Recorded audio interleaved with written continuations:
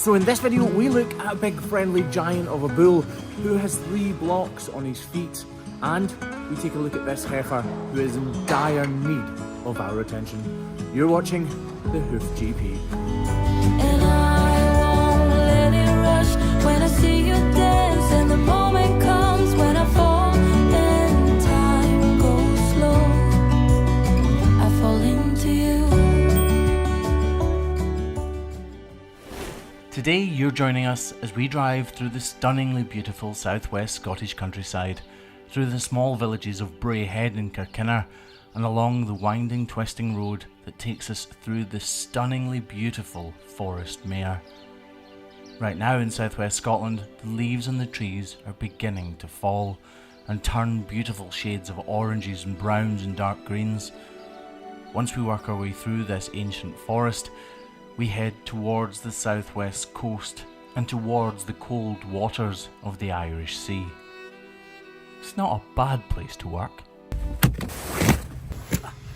So we are back at Mark's farm today on our proper visit. The last time we were here, how noisy are they? The last time we were here to look at this heifer's front right foot because she was in incredible pain, but actually Mark had just about fixed it by the time we got here.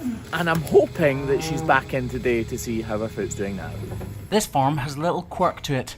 Where we set up is slightly further away than any other farm, so instead of pushing the crush all the way up the side of the shed, we use the quad bike instead, which sometimes goes well and sometimes creates a little drama.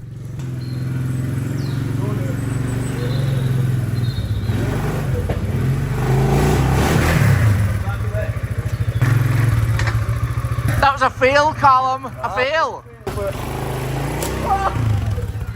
No. That was also a fail, Callum. It's a big fail. I'll just do it.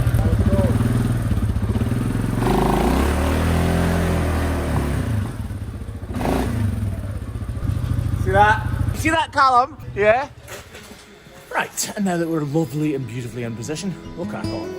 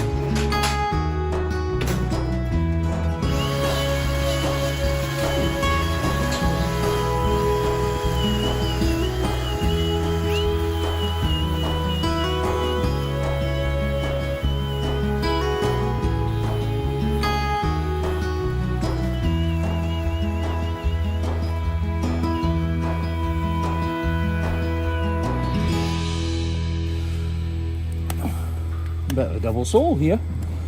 I wasn't expecting that. Don't think she was lame. I didn't think she was lame anyway. It's coming away nicely actually. Not going to be an issue.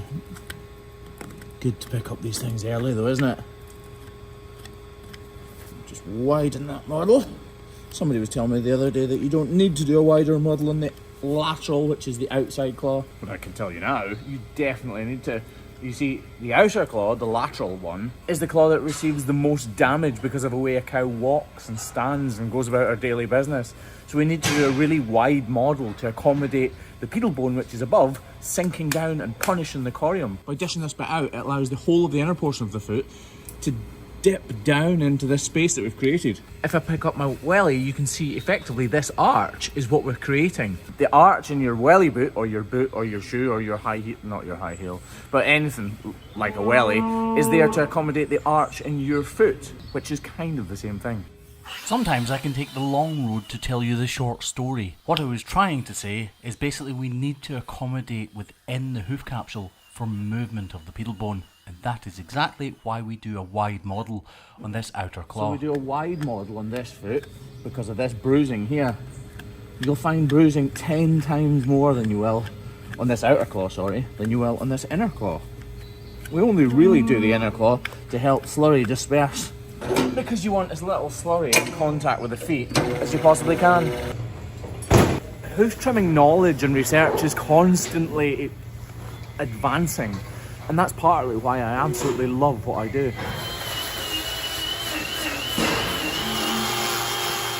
I've got ADHD, and in a way, it can be a bit of a superpower. You see, it gives you focus, but it can also be a downfall, obviously. Stop. Because it literally stands for Attention Deficit Hyperactivity Disorder. So in other words, my attention can lapse. If I get bored of something or feel like I've kind of run out of a learning experience, then I'm no longer interested. With hoof trimming, because research is always constant and knowledge is advancing, I never get bored. Don't get me wrong, there are definite drawbacks to having ADHD, like for instance, I'm the messiest person in the world, but at the same time, I hate mess. Well, problem here. I'll just make sure it doesn't turn into... I don't think it's anything major. I've been wrong before though.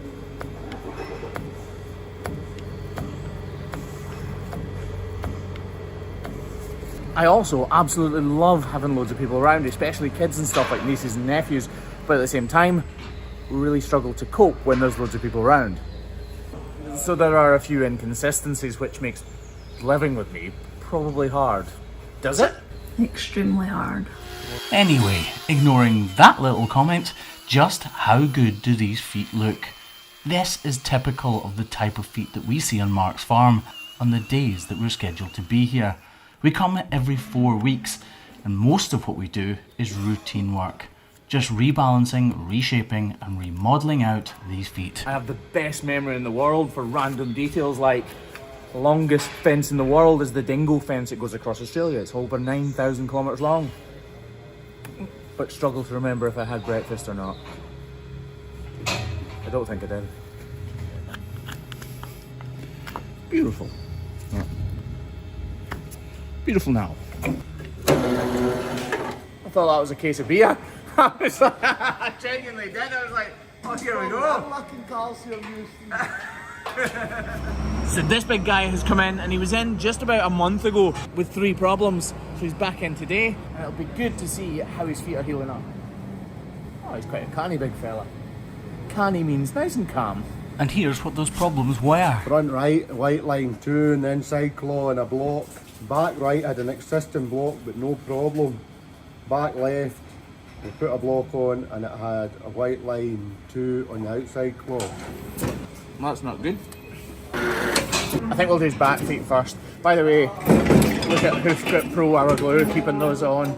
So Hoof Grip Pro, by the way, if you're anywhere in Europe, head to kvk.com, or the link is at the bottom of the screen right now. Head to KVK. They are easily the quickest and best, biggest supplier of it in Europe right now. You can't get it from other places, so if you use someone else, then have a try there. But if you can't get it, go to kvk.de or .com or .dm or .dk. I think it's .dk, but go to KVK and they'll send it out to you wherever you are in Europe.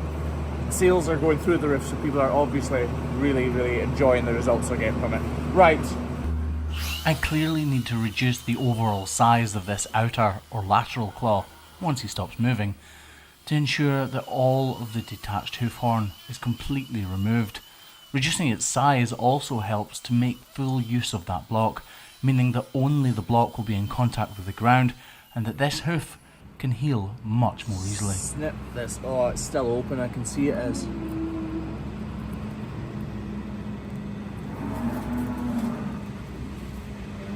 Just carefully trim away this excess hoof horn. That flap, just getting rid of it will do the world of good, because obviously all the muck's just getting trapped in behind it and not being kind to us. In fact, this is starting to heal up better than I thought it was. So this is where the problem's been before. Was it a white line 2?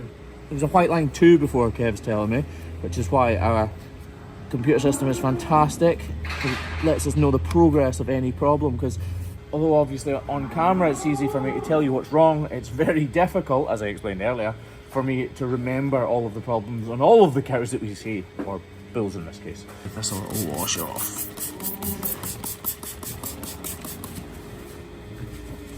Yeah, so you can see a little tiny bit of the corium still poking through there, but clearly it's looking pretty good. You can tell how bad it's been because of how yellow the hoof horn is. So there's a serum in the blood, and that serum seeps into the hoof horn production as any of that red stuff comes out, and that's why you get this yellowness, this yellow staining of the hoof horn. So you know that this has been really, really open if you ever see yellowness like that. Just get rid of the rest of these little bits of hoof horn that are looking untidy and could lead to further cracking. Like that one is a prime candidate for tracking further up into the foot, and so is this one. It's got that block on and it's still a good height, so we don't need to alter the block, we don't need to add another one or anything like that. It's doing well. Lovely. I am slightly concerned that it could be attacked by dermatitis, so we will give it a little spray of Reviderma. It's not going to do any harm anyway, is it? So we might as well be safe rather than sorry. Right, foot number 2. Again, block is still lovely and high. So obviously this foot doesn't look like there's much wrong with it, but he's been walking on this block, so he's not been wearing the outer claw down, which is why I'm using the grinder to reduce the overall size of this. And while I've got it in my hand, I also remove the top layer of hoof horn from where the problem has been, and it is looking like it's healed up completely. So we just model out his foot like that, and that's us pretty much done with this foot. We'll just give it a bit of a wider model and a bit deeper using the knife, and that's that foot done. Right, I do know his front right foot has got a block on it as well though. Look how well he's standing on this block. Look at that, standing beautifully on it. So he's had a problem on that inside claw. The inside claw isn't even touching the ground. That is exactly what we want to see. You can clearly see where the problem's been. So again, he's walking on that block and has been doing since the last time we trimmed him, which was just over a month or so ago, meaning his foot has actually grown around 7mm, which again is why I'm reducing the entire size of that inner claw using the grinder. I also removed the little cracking pieces of hoof horn from around his white line, just in case they cause a problem. Right, this problem. You can see again, this is well on its way to recovery, but definitely not fully healed. You can see that brown gunge. Oh, there's actually a bit of a hole up here. Wasn't expecting that. These problems tend to continue to track up the side, which is why getting the top of the problem completely out is so important. If you work in the steel industry, you'll understand that when you have a piece of sheet metal and you have a crack in it or anything like that, then you drill a hole at the top of that crack, you round it out, and that stops it from cracking any further. And it's kind of the same with these. It's actually trimmed out quite nicely though. I don't think I could get any better. I've done pretty much everything we can do for this foot. Now it's up to the bull, with the aid of that block obviously, to heal it on his own. Right, I've done 3 feet, Kev can do the last one. Although Kev gets to do the hoof that doesn't have any problems, it doesn't mean it's an easy task. If you over trim a bull's foot like this, he will be in real trouble, and it will be all your fault. So you need the confidence and you need to be sure of your skill set in order to complete a trim like this. And believe it or not, the most important part of this trim is that you're confident enough to leave hoof horn behind, even if it doesn't look fantastic, because often that's the best thing for the bull. Right, yeah, you can drop his back feet, Craig. He's looking pretty good. Definitely not healed, but well on his way to recovery. It's fantastic when you pick up a bull's feet, especially that you put 3 blocks on and they're all still in place doing their job. Bulls are notoriously hard to keep blocks in place because they're so heavy. Just imagine every time they turn, they've got a ton or so weight twisting around, trying to break that glue off. Right, we're going to crack on now and get the rest of these done, because there is one heifer in serious need of our attention. Like stone, emotionless. us in this world of stories, oh, like stone. I'll be here forever, waiting for your call.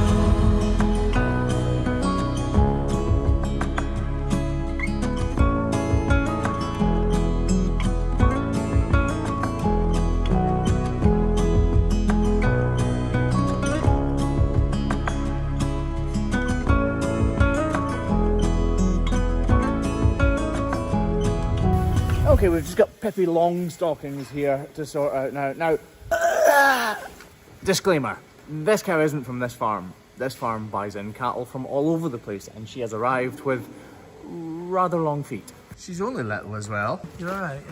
When a cow has long feet like this, or a heifer in this case, it's usually because there's something wrong with her toe.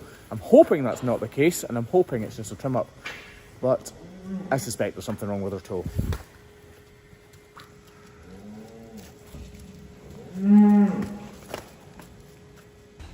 That's really not a good look. So her flexor tendon runs from her heel up the back of her leg, over her knee and up to her buttocks up there. And it's probably been stretched because of the angle of her foot. Unfortunately, if we don't correct it, that deep flexor tendon, like her hamstring if you like, will never actually contract again. It's a priority. This cow has just landed on this farm right now, actually. They've literally just brought it here for us to trim. So hopefully we can do something about this. I think she's going to have necrosis though.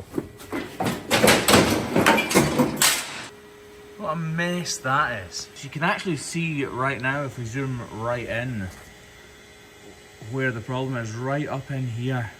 This is going to be anything but simple. Look at this. If we look from the side, it looks miles worse. So the order of the day here is little by little, piece by piece, and we're gonna just constantly reanalyze the foot. Like I said, that inner claw is the problem though, but the outer claw, because she's not walking on it properly, is severely overgrown. Look at that.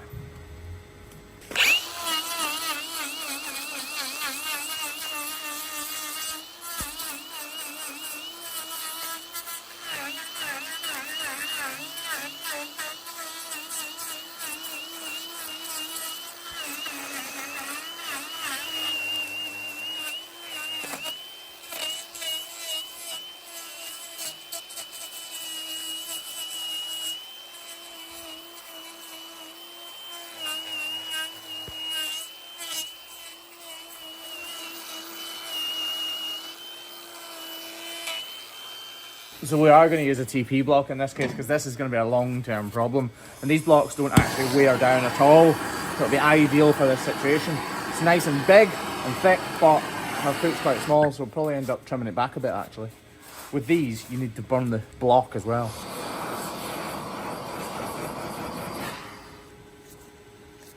It's not going to fit very well, but I'm going to trim it back anyway. Right, I'm going to trim this back now. I'm not expecting this to look good by any stretch of the imagination. Oh.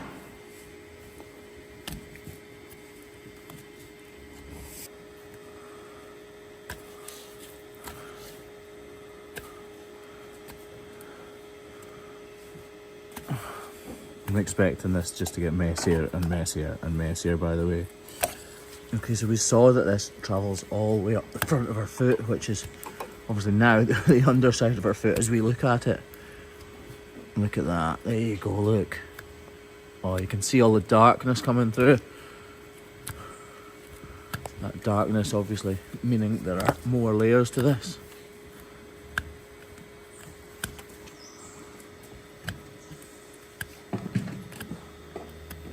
We're going to be fairly relentless in the effort to get rid of detached hoof on here, because if you're not, they simply don't heal. This is going to look fairly dramatic. It's really difficult to trim that area effectively anyway.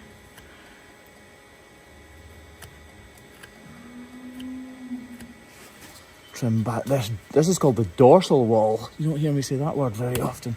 The frontal wall, basically. We'll trim this back as much as we can. You can see actually she's had either an injury or something, a growth or something up here, and that is what's happened. So this is where the hoof horn grows from. This is called the coronet, or the hairline. It goes right the way around here. And the wall horn actually grows from up here. So any problem up here just travels down the foot and creates this tremendous mess.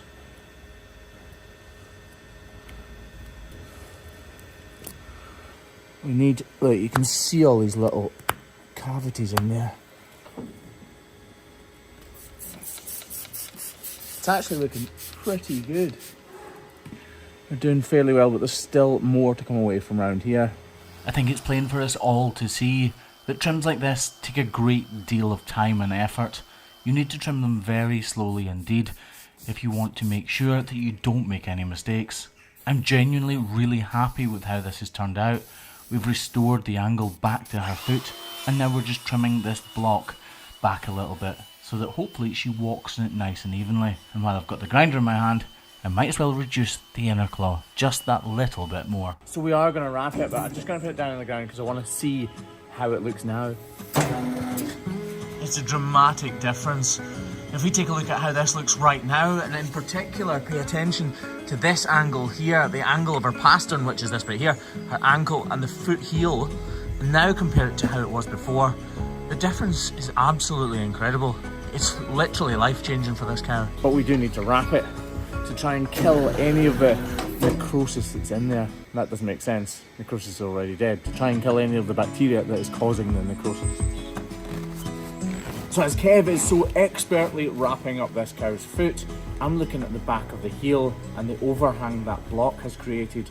I'm thinking that you might be wondering about it. So I've deliberately left it like this because she was flopping back on her foot and walking on her heels. A lot of the time that means that they are more apt to keep walking that way. So we need to use an extended block over the back of her heel to force her foot into the correct position so that it relearns, and hopefully that deep flexor tendon doesn't receive any more damage. Right, let's get on some concrete and see how she's walking now.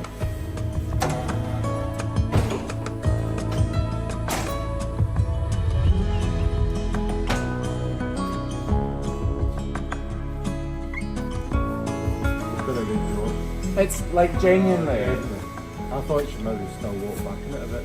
So, well, I'll be honest, I wasn't sure either, to be honest. I'm going to put her on some concrete so we can see how much of a difference we've made.